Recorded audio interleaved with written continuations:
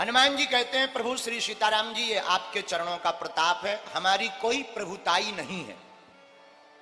सेवक वही है जो अपने स्वामी की महिमा का गुणगान करे, पुत्र वही है जो पिता की महिमा का गुणगान करे, और शिष्य वही है जो अपने गुरुदेव की महिमा का बखान करे। लेकिन आजकल तो हम लोग अपनी ही महिमा गाते हैं, दूसरों की तो सुन ही नहीं पाते हैं।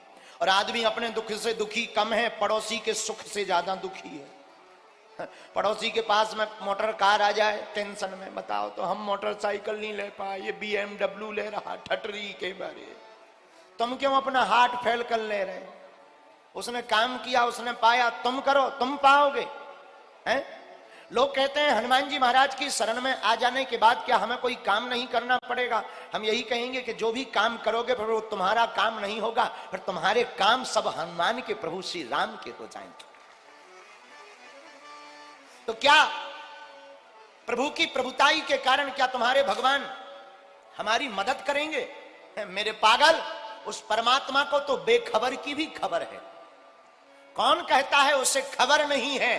यारो, ये तुम्हारा घर नहीं है, उस परमात्मा को तो बेखबर की भी खबर हो जाती है। हम लोग तो काया कुटिया में किराए में रह रहे हैं, पर परमात्मा सबकी लाठी पकड़े हुए हैं, परमात्मा सबकी डोर पकड़े। गोस्वामी श्री तुलसीदास जी कहते हैं, सब ही न चावत राम गुसाई, बंधो कीट मरकट की नाई, बंधो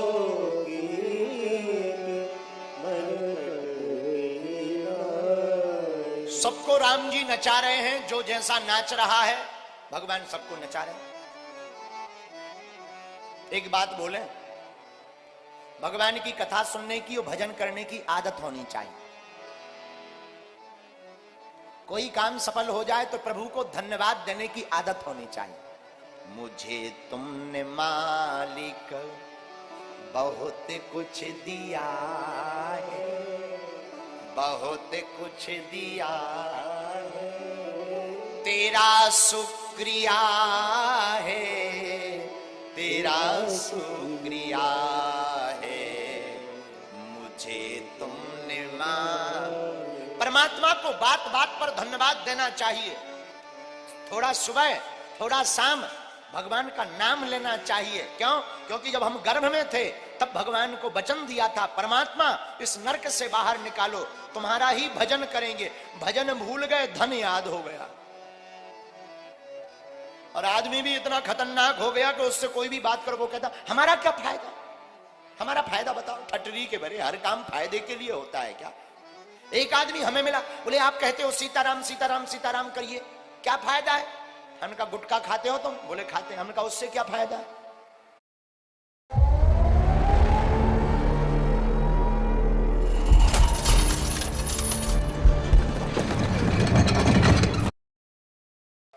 बोले नहीं, उससे फायदा तो नहीं है।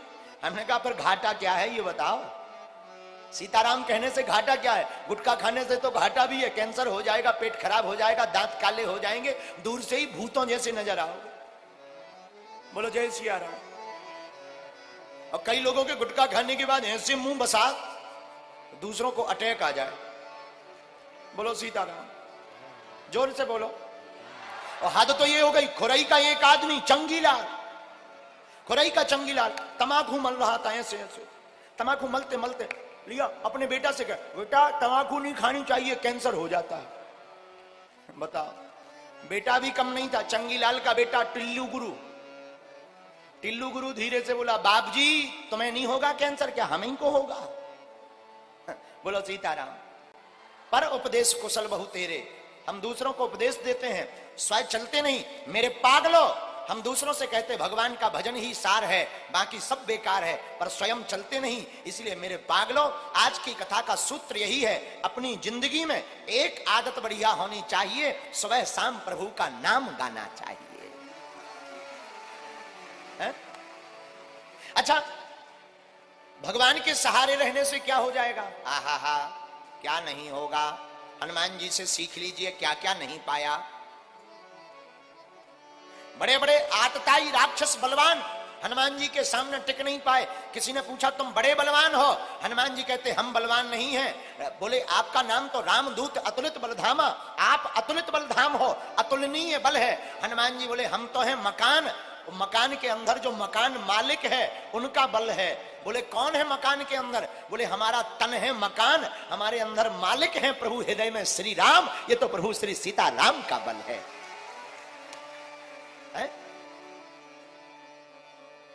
तो परमात्मा के सहारे रहने वाले व्यक्ति का क्या होता है? आहा, एक आदमी रास्ते से चला जा रहा, पति पत्नी दोनों, नई नई शादी, और नई नई शादी और नई नई मोटरसाइकिल, जिसको मिले वो दिखाता जरूर है। नई नई लुगाई आई, नई लुगाई लेकर के चंगीलाल रास्ते से चला जा रहा था, बरसात का मौसम।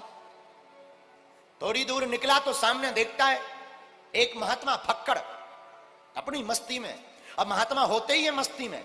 अरे मुझे मेरी मस्ती कहां लेके आई, मुझे मेरी मस्ती कहां लेके आई, जहां मेरे अपने सिवा कुछ नहीं है, जहां मेरे अपने सिवा कुछ नहीं है, मुझे मेरी मस्ती कहां लेके आई, मुझे मेरी मस्ती कहां लेके आई। महात्मा तो होते ही मस्ती में।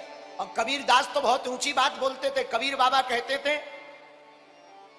जो घर फूंके आपनो कबीरा खड़ा बाजार में, कबीरा खड़ा बाजार में लिए लकुटिया हाथ, और जो घर फूंके आपनो सो चले हमारे साथ।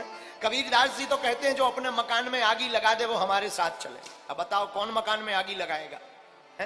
कबीरदास कहते हैं ये संसार रूपी मकान की बात नहीं कर रहे हैं, अपने मन के मकान में वासनाओं में आग लगा करके परमात्मा के द्वार चले जाना चाहिए।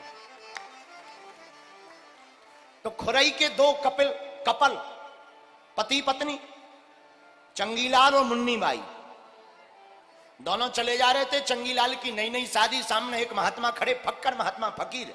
अरे मन लागो मेरा यार फकीरी में, ऐसे महात्मा।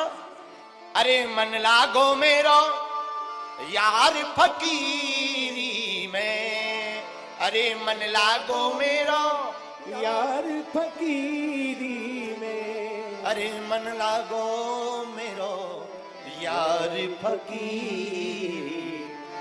मस्ती में महात्मा खड़े एक दुकान के बाहर। दुकान थी जलेबी की।